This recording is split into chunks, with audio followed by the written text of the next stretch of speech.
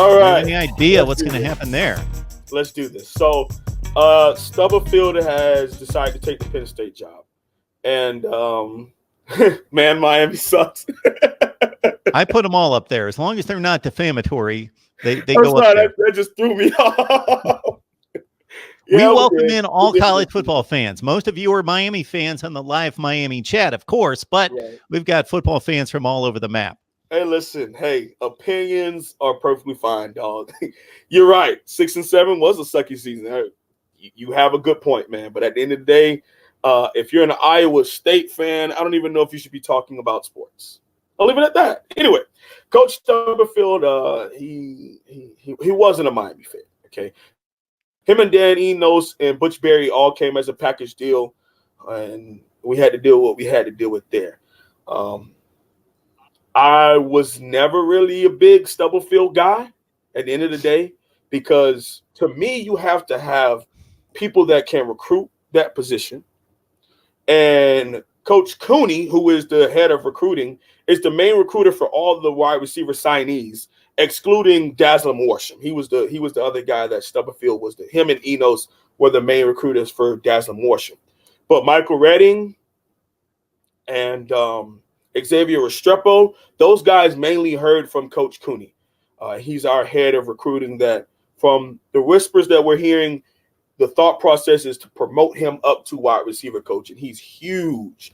The players love him, love Coach Cooney, and he is someone who worked his behind off to get that position, a former head coach in South Florida.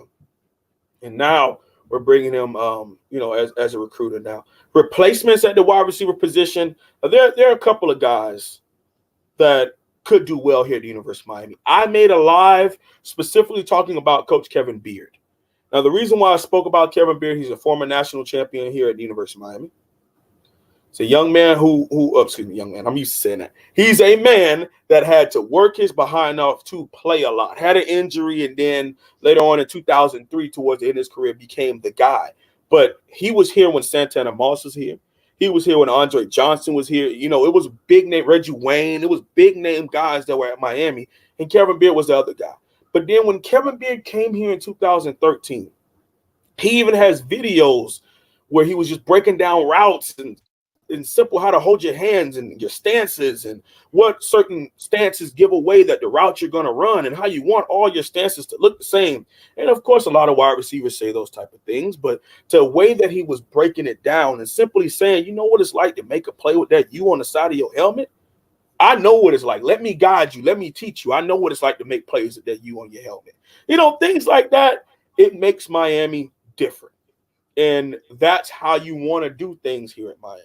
A second guy that a lot of people are talking about is Lamar Thomas, former big-time player here at the University of Miami.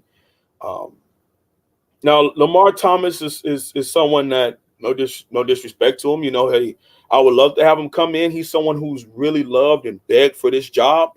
He was at Louisville, I want to say 2014, when we went and got plastered up there in Brad Kai's first start. But he was a part of the Louisville staff. He's been at Louisville. He's been at Kentucky. I think he's still trying to get back into coaching. But the third name that a lot of people are talking about is the Duke wide receivers coach. The wide receiver coach at Duke is a big-time recruiter. Him and Rhett Lashley go back when they coached at Auburn together in their 2013 team that went to the national championship game. I think you look at the route tree and the route combinations that they were running at Duke and how his wide receivers knew how to get to the sticks and knew how to bring in the ball. And even us, they beat us back-to-back years. So Duke is actually doing something well. They are doing pretty well at Duke and beating Miami at Miami and at home for the first time in program history. So the wide receiver coach position, I think that's something where we have so much historic production and so much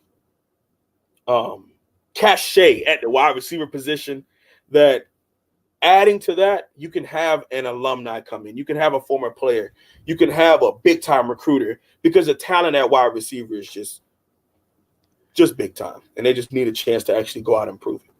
The Duke wide receivers coach's name I don't know how you could forget this one wholesome one. Trooper Taylor. Trooper Taylor. I don't know that I've ever heard that name before. That's a good one. I like There that. we go. Trooper Taylor.